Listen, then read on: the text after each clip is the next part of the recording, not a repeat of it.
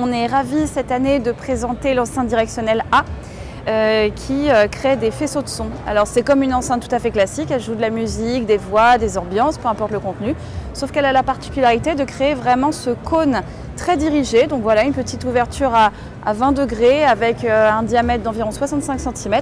Si vous êtes dans le faisceau, vous entendez le contenu. Donc là j'imagine l'enceinte est dessus, j'entends la musique.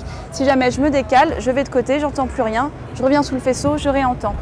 Donc ça permet de multiplier les contenus audio dans un même espace sans créer de bruit. Ça permet également de sonoriser de manière beaucoup plus libre. Et puis c'est une révolution technologique puisque finalement on va à l'encontre des propriétés naturelles du son.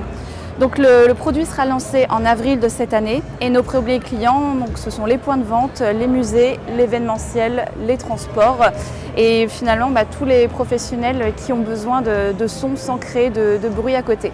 Pour les particuliers, la technologie qui est propriétaire chez nous est en ce moment intégrée dans des télévisions, des voitures, etc. Et ce sera disponible dans quelques années. On peut revenir un tout petit peu techniquement, comment ça fonctionne? Oui, bien sûr. Alors allez-y. Alors en réalité ce qui se passe, c'est que le son se propage naturellement dans toutes les directions. Nous ce qu'on fait, c'est qu'on part d'un son qui est naturellement directionnel. Ce sont donc les hautes fréquences. Par contre ces hautes fréquences ne sont pas audibles à l'oreille humaine. Ce qui se passe, c'est que nous on a développé un algorithme, un software très particulier qui va travailler sur la démodulation de fréquences et les antennes paramétriques. Donc on va rentrer finalement un son qui est tout à fait classique, donc voilà, un contenu audio MP3. On va en extraire donc les propriétés directionnelles et on va donc finalement à la fin aboutir à ce son qui est à la fois directif et à la fois audible. Là vous avez plus de 200 transducteurs qui sont des haut-parleurs à haute fréquence.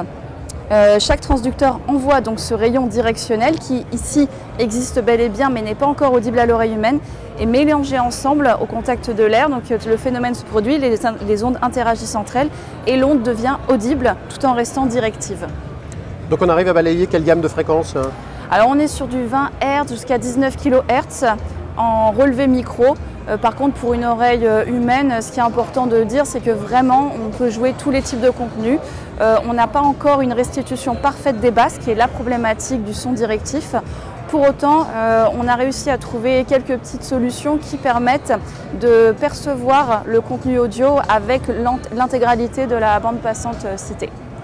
Alors pour résoudre ce problème de basse, est-ce qu'on peut imaginer intégrer un caisson de basse au système quelque part ou est-ce que c'est pas prévu comme ça? C'est pas prévu comme ça déjà parce que déjà il y a une problématique de hardware, ça va être très compliqué de réduire ce caisson de basse.